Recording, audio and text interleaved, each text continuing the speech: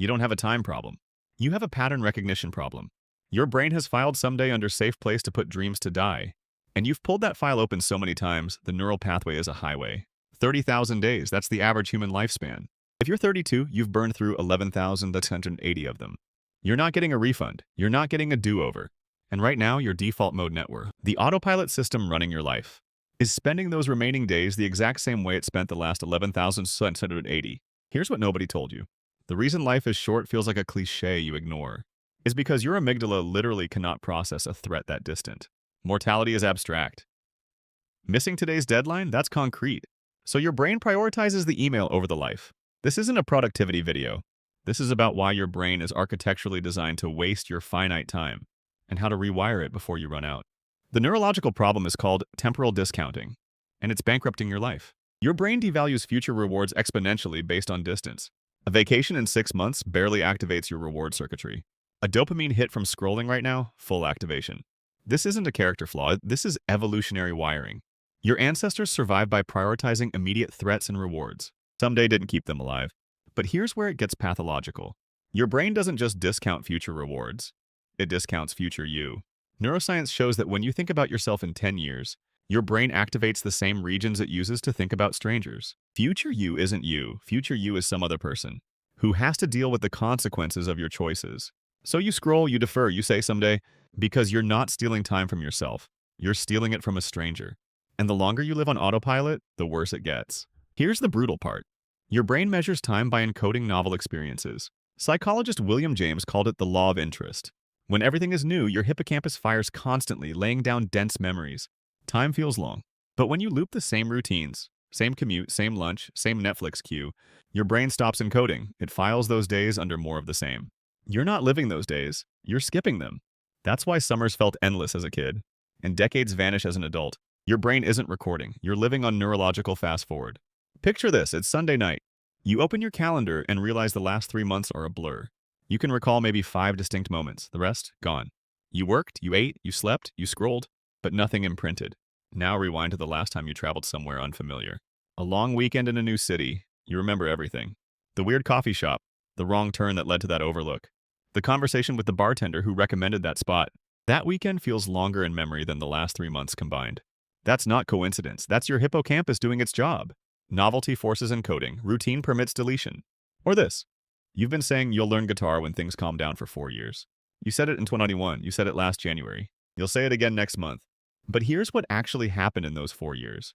You watched approximately 1,460 hours of streaming content. At 30 minutes a day of practice, you'd be intermediate by now. You didn't lack time, you lacked a brain that perceived future guitar playing you as you. Or this one, it's the gut punch. You haven't called your parents in 3 weeks because you'll do it this weekend when you have time to really talk. Meanwhile, if they're 65 and you see them twice a year for 3 days each visit, you have roughly 60 days left with them, total. You're rationing connection with people on a countdown timer because your temporal discounting mechanism is too busy prioritizing a work Slack thread. Let that sink in. Your perception of time is controlled by 2 competing systems, and understanding them is how you take back control. First, the hippocampus. This is your brain's recording device. It encodes episodic memories, the I was there moments. Novelty, emotional intensity, and focused attention all trigger dense encoding. When your hippocampus is active, time feels expansive. You remember, you lived it. Second, the default mode network. This is autopilot. It activates during routine, mind-wandering, and low attention states. When the DMN dominates, your hippocampus goes quiet. Days pass without encoding. You experience them technically, but you don't remember them. Neurologically, they didn't happen. Here's the research. A study published in Psychological Science found that people who took different routes to work, tried new foods, and engaged in novel weekly activities reported time moving slower and felt they had more time. Not because they had more hours, because their brains were recording more densely. Now add temporal discounting. Economist George Ainsley's work shows humans discount future value hyperbolically. A reward today is worth dramatically more than the same reward in a year, even when the year-away reward is objectively better. Your prefrontal cortex knows future you matters, but your limbic system doesn't care. It wants the dopamine now. This is why you'll skip the gym to watch another episode. Your brain is mathematically irrational about time. And here's where it compounds.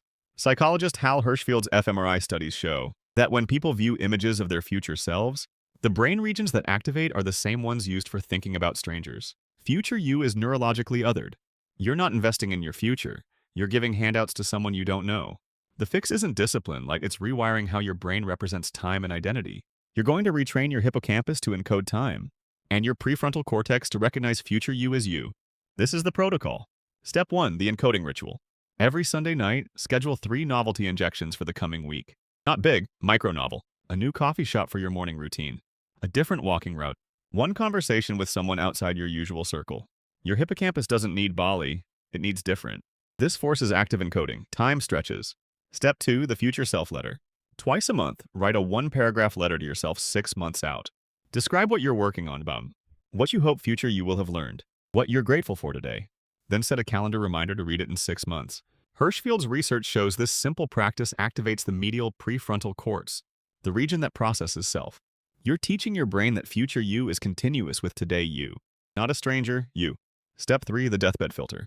This is brutal and it works. Once a week, run your calendar through this question. If I'm 90 years old and looking back, will I care that I did this? Not was this productive? Will I care? If the answer is no and it's non-essential, delete it or delegate it.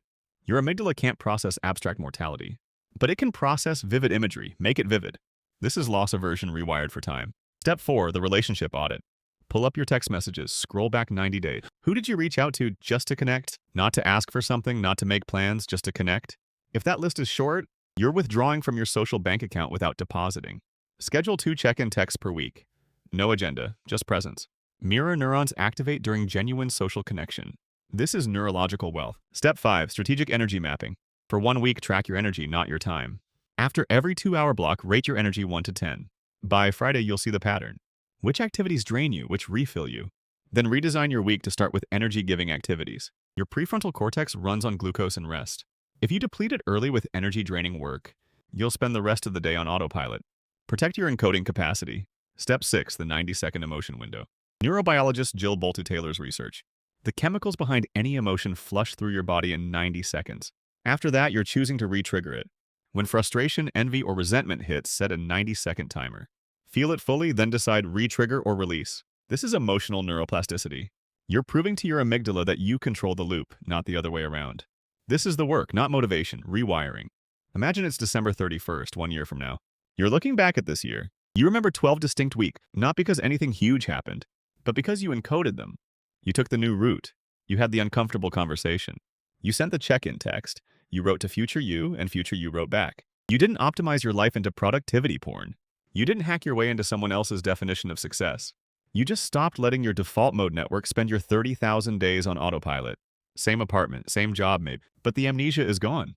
That's the point of subscribing to this channel. Not to collect information, not to passively consume. Subscribing is the behavioral commitment. That you're rewriting the operating system. You're not here for tips, you're here because you finally realized your brain's factory settings are bankrupting the one non-renewable resource you have. If that's you, subscribe. But only if you're ready to stop being a stranger to your future self. Because someday isn't a day of the week, and your brain already knows that.